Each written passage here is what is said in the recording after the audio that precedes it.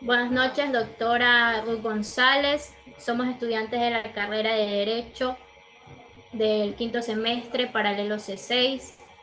Nuestro tema de exposición es acerca del mercantilismo, la fisiocracia, la escuela clásica, la escuela neoclásica, el marxismo, el keynesianismo, monetarismo y liberalismo. De esta manera conformamos el grupo número 3 y como integrantes tenemos al compañero Luis Vallas, la compañera Valeria Buenaño, Iván Calderón, Dixon Carrión y Génesis Guaraca. De esta manera damos inicio a la introducción de nuestra exposición.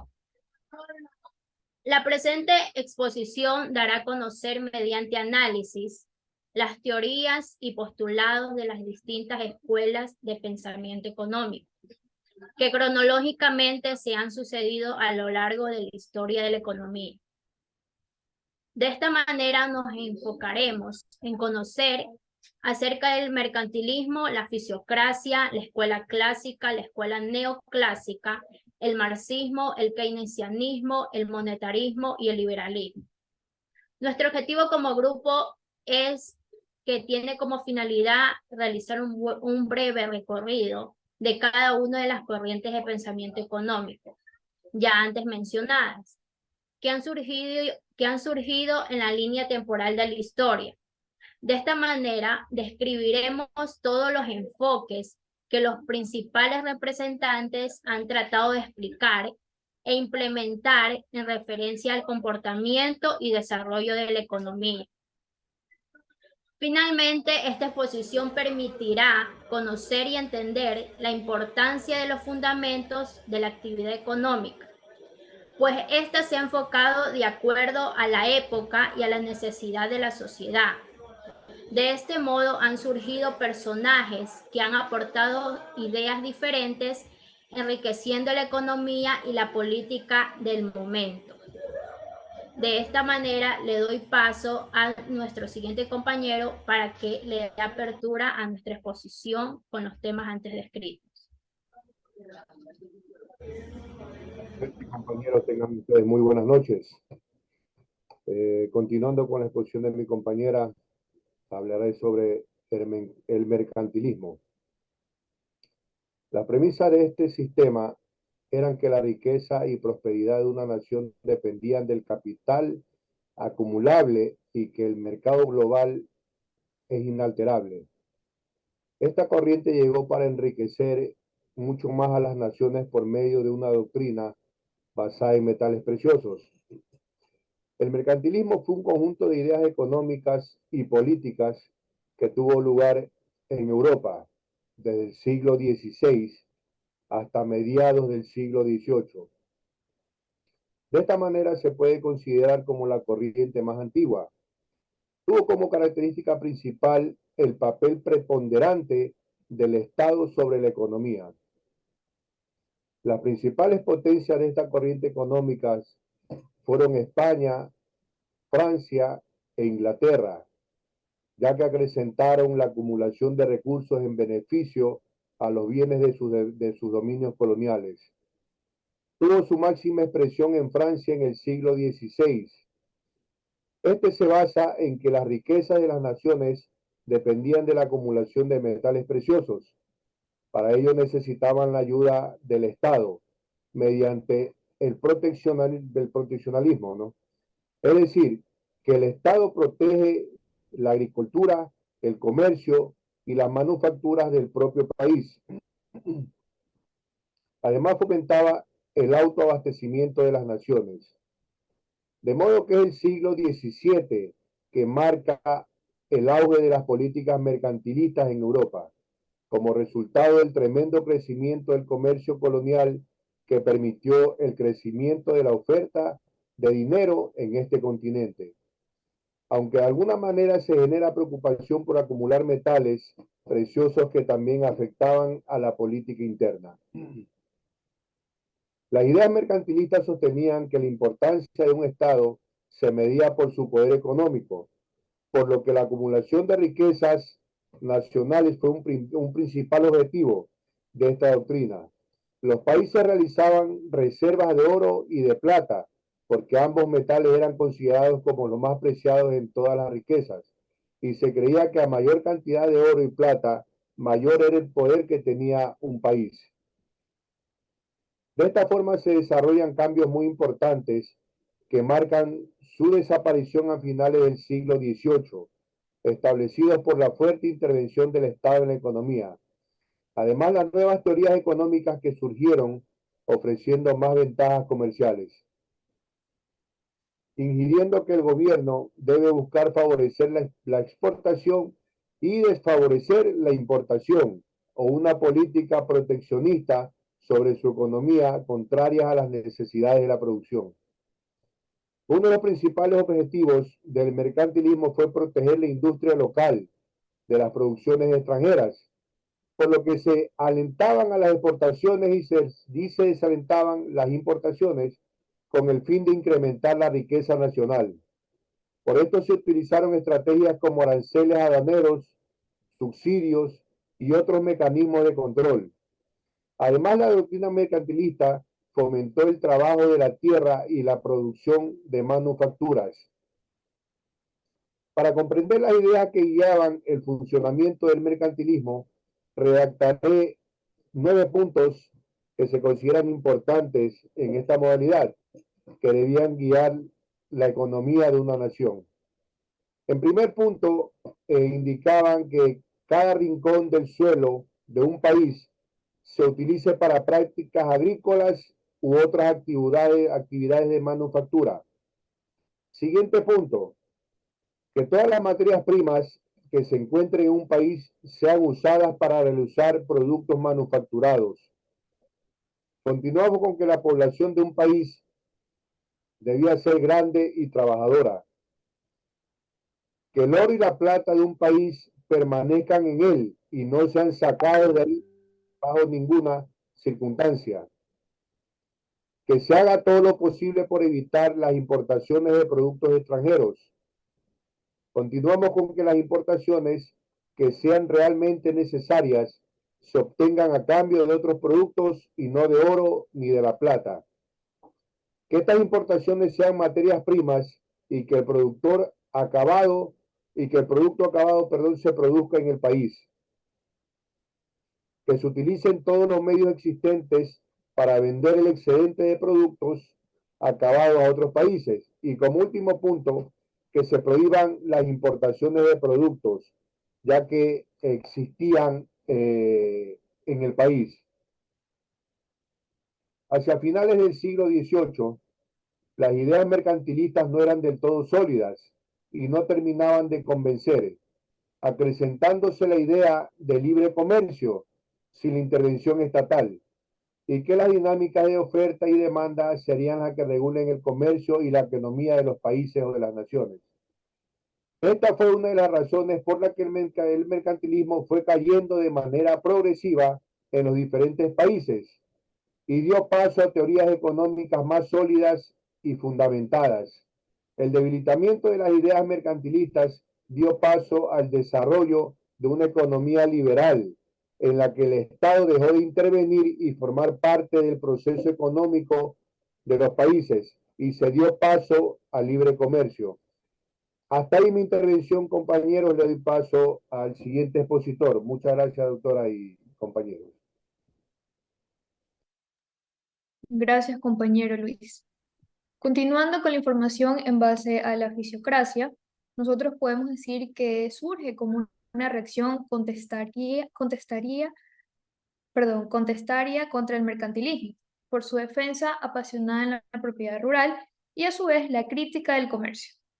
En este sentido, esta escuela económica nace en Francia a partir de la segunda mitad del siglo XVIII, fundada por el señor Francois Quesnay y Annie Robert Jacques Turgot. Se considera la primera escuela de pensamientos económicos. En cierta manera, esta también se opone rotundamente intervenirla por medio del Estado y a su vez se postula como pensamiento central de la riqueza de las naciones, el cual procede de las fuentes naturales, principalmente de la agricultura. De modo que estos fisiócratas sostenían a la agricultura como la fuente original de toda riqueza, ya que solo ella permitía un amplio margen de beneficio por una pequeña inversión. Debe ser también más valorada y los propietarios de tierras reconocidos como los verdaderos promotores de la riqueza del país y deberían ser respetados. Francois, siendo el autor más importante de la fisiocracia, de esta manera lo define como la estructura de las clases de la sociedad compuesta. Tenemos la clase productiva. ¿Qué queremos decir con esto? Que los trabajadores del campo, que eran los únicos que creaban la riqueza, el cual se le dice valor agregado. También tenemos la clase de los terratenientes, que proporciona la tierra y a cambio recibe renta. También está la clase estéril, es decir, que los dedicados a servicios y trabajos también incluyen a quienes trabajan en la industria. Como principios elementales de la escuela de los fisiócratas, tenemos en primer lugar el orden natural. Los fisiócratas introdujeron la idea del orden natural en el pensamiento económico. Como segundo punto tenemos la laissez-faire y laissez-passer. Los fisiócratas se oponían a casi todas las restricciones feudales, mercantilistas y gubernamentales. Favorecían la libertad de empresa en el país y en el libre comercio en el extranjero. Como siguiente punto también tenemos la énfasis en la agricultura. Los fisiócratas pensaban que la industria, el comercio y las profesiones también eran útiles, pero a la vez estériles. Los impuestos también de los terratenientes, puesto que para los fisiócratas solo la agricultura producía un excedente que el terrateniente recibía en forma de una renta. Solo se debería pagar los impuestos. También tenemos la interrelación de la economía. Analizaron el flujo circular de los bienes y el dinero dentro de la economía. Continuamos con lo que es la escuela clásica. También nosotros podemos decir que es conocida como economía de libre mercado. Dos personajes importantes y pensadores de la escuela clásica, como es el señor Adam Smith y David Ricardo, son los pioneros en formar un cuerpo analítico sólido, para así demostrar el funcionamiento de la economía capitalista industrializada. En este sentido, las ideas mercantilistas rompieron con las ideas económicas tradicionales. Es por eso que la política económica que prevalecía en este periodo, en base al mercantilismo, asimismo promovía la intervención activa del Estado en la vida económica con el único propósito de establecer autoabastecimiento de las naciones. En el año de 1776 se lo considera como el punto de partida de la economía, cuando el señor publicó el libro de Adam Smith, el cual es titulado Una investigación sobre la naturaleza y causas de la riqueza de las naciones. Esta está dirigida fundamentalmente a refutar los principios que guiaban el sistema mercantilista. Además, otro exponente es el señor David Ricardo, representante, uno de los pilares de la escuela clásica, y desplazó el Accenture desde la producción a la distribución. Un punto de partida para el estudio posterior del comercio internacional.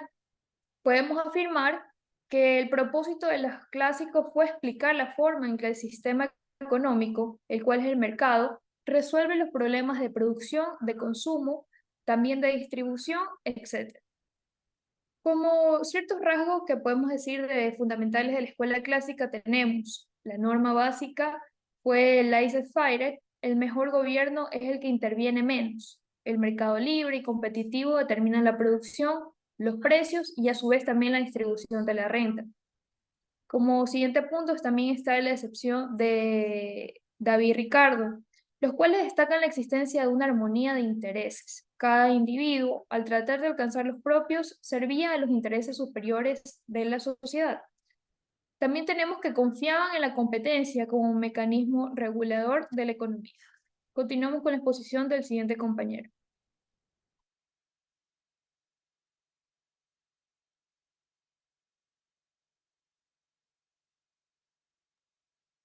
Muchas gracias, compañera.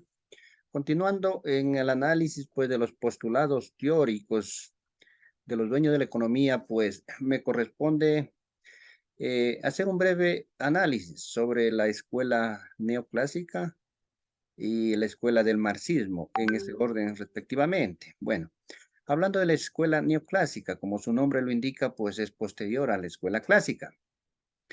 Y tenemos que esta surge a mediados del siglo XIX, cuando la economía europea sufre unas modificaciones muy importantes, consecuencia del empleo del capital y la innovación en las técnicas de producción, en la forma de producir.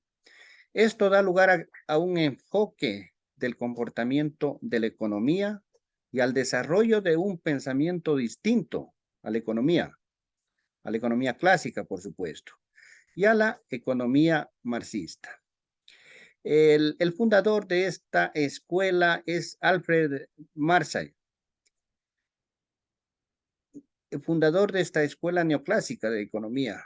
Fue quien desarrolló la llamada síntesis neoclásica.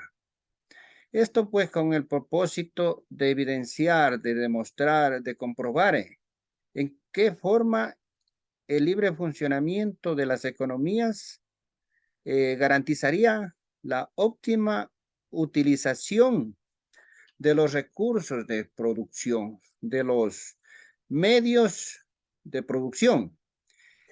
Bueno, entre los principales postulados de esta escuela, pues tenemos los criterios económicos fundamentales, como son satisfacción y beneficio del consumidor. Tenemos la teoría del bienestar, que al aumentar pues la utilidad, aumenta el bienestar del consumidor. Tenemos el equilibrio consumidor-empresa, libre juego entre oferta y demanda. Posterior, pues, sobre la escuela del marxismo, tenemos que esta doctrina aparece por los años 1840 a 1860, en oposición a la escuela clásica, y su fundador, pues, es Karl Marx. Y esta se caracterizó por la relevancia respecto al valor del trabajo, la lucha de las clases, los problemas socioeconómicos y las causas de todos aquellos abusos y de toda la explotación generada por un sistema injusto, por un sistema perverso, opresor, en busca de la satisfacción de las necesidades básicas, elementales de toda la masa de la población. Por esta razón, tuvo gran popularidad y podríamos decir, pues, caló en la retina mundial, porque brindaba soluciones al abuso de muchos países que practicaban el capitalismo. Dentro de los principios de esta escuela del marxismo, pues, entre los más importantes, pues, tenemos que promueve el respeto a los derechos de los trabajadores. Establece la organización de una economía centralizada, pues esto quiere decir que todo dependía desde el Estado central, desde ahí se proveían pues los servicios y todo lo relacionado pues a dotar de las necesidades a los pobladores. Además pues garantiza la educación, la salud, la vivienda y alimentación, esto por parte de las instituciones del mismo Estado. A continuación, pues continúe mi siguiente compañero. Gracias, compañero Iván. Buenas noches, compañeros. Estimada doctora Ruth Isabel González Núñez. Continuando con la intervención, hoy voy a hablar sobre el keynesianismo. ¿Y qué es el keynesianismo? Para comenzar, debemos decir que el keynesianismo es la teoría económica que fomenta la intervención del Estado a través de la política económica para estimular la demanda y así fomentar el consumo. También mencionar que el keynesianismo surgió en Occidente a finales del siglo XIX con el objetivo de estimular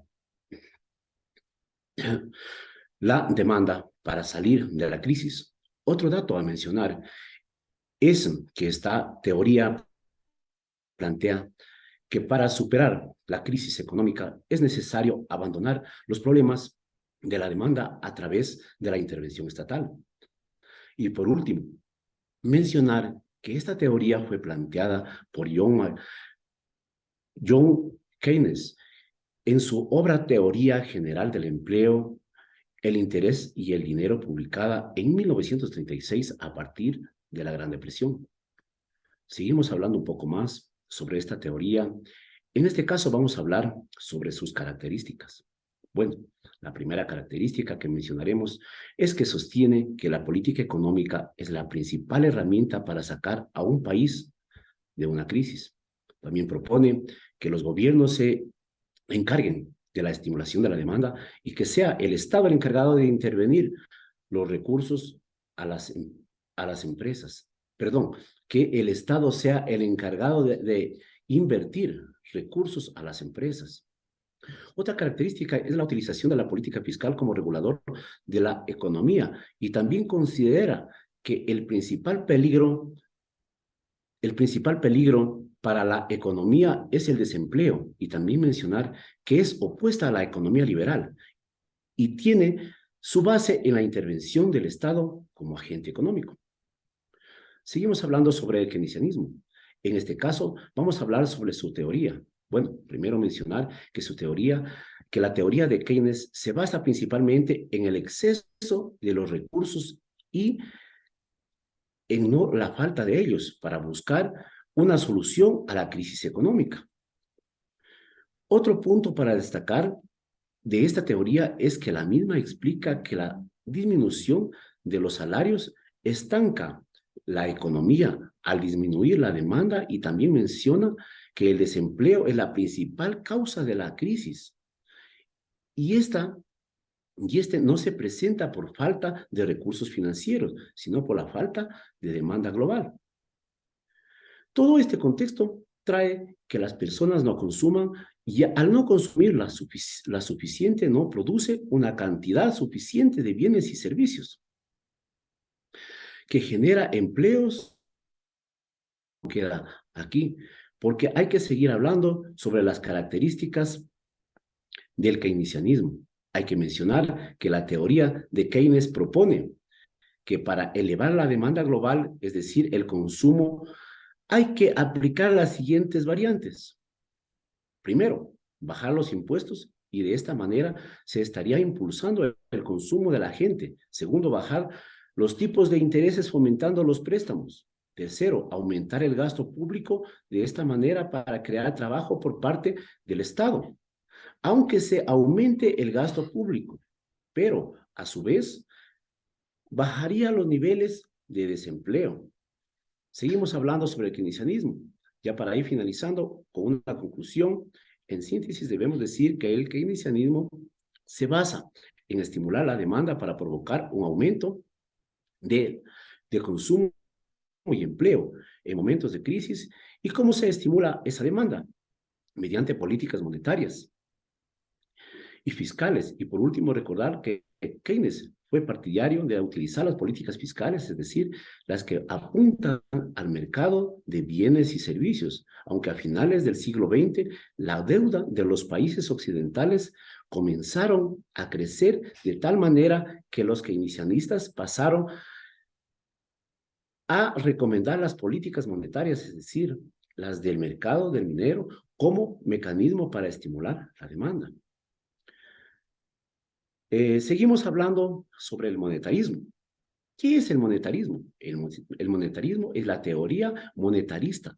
Es una escuela del pensamiento en la economía monetaria que enfatiza el papel que tienen los gobiernos en el control de la cantidad de dinero en circulación. También se basa en considerar que el monto total del dinero es una economía, es el determinante principal del crecimiento económico.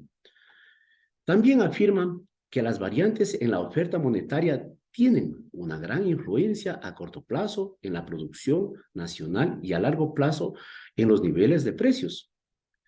Vamos un poco a hablar de la historia del monetarismo. El monetarismo como doctrina surgió luego de la Segunda Guerra Mundial y llegó para poner en duda las tendencias de los primeros keynesianos, quien ponían mucho énfasis en la política fiscal que se daba en los años 35 y 60. La teoría monetaria es la parte económica que se encarga de analizar y estudiar el comportamiento del dinero y la relación de este con el sistema económico. También, para los clásicos de la época, esta teoría explica que la manera correcta de cómo determinar el valor del dinero se produjo a partir de la formulación de la teoría cuantitativa del dinero por parte de Milton Friedman en 1956. El monetarismo cobró importancia en la década del 70, especialmente en los Estados Unidos durante el periodo tanto como de la inflación como del desempleo. En este periodo aumentaron tanto la inflación como el desempleo y la economía no crecía. Esto ocurría como consecuencia del aumento de los precios del petróleo y principalmente por la desaparición del sistema de tasas de cambio fijas de Bretton Woods, causadas en gran parte por Estados Unidos al no querer seguir manteniendo el valor del dólar en oro. La Reserva Federal no tenía éxito buscando controlar la inflación. Sin embargo, en el 79 puso en práctica un nuevo intento que involucraba procedimientos con características monetarias, limitando el crecimiento de la oferta monetaria. Continuamos con algunas características que identifican a este monetarismo.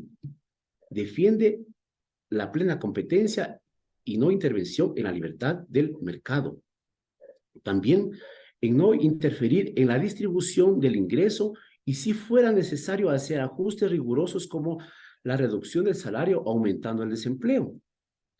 También la plena ocupación del trabajo es un principio inalcanzable. Hay una desocupación natural e intenta bajarla causando aumentos de precios e inflación. También estimula la política de privatización de empresas y achicamiento del aparato burocrático. También habla sobre la defensa y la apertura externa, sobre la libre circulación de bienes capitales a nivel internacional. También se caracteriza por considerar que los gobiernos no deben intervenir en el funcionamiento del sistema económico, el cual se rige por la fuerza del mercado. También que atribuye como causa de la inflación del hecho de haber más dinero en circulación. Ventajas que se le ha destacado a este monetarismo. Tiene la capacidad de controlar la oferta del dinero, muestra el nivel general de los precios. También la política monetarista da efectos a corto plazo y los niveles deseados de saldo monetario tienden a variar con lentitud. Y para finalizar, hablaremos de las desventajas de este monetarismo. Si se encuentra en pleno empleo, existe un incremento de precios. También el aumento de la oferta de dinero aumenta los precios y también afecta la producción a corto plazo. Y por último, la demanda depende de la producción de cada individuo. Doy el paso a mi compañera Génesis Guaraca para que continúe con la intervención. Muchas gracias, mi estimado doctor. Gracias, compañero. Continuando con la última corriente del pensamiento económico, tenemos el liberalismo.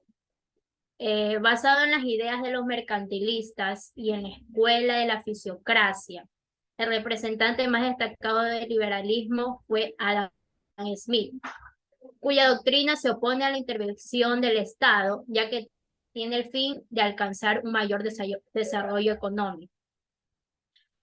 El funcionamiento del liberalismo se da por medio de la regulación a través del mercado, que se efectúa por la libre interacción entre la oferta y la demanda.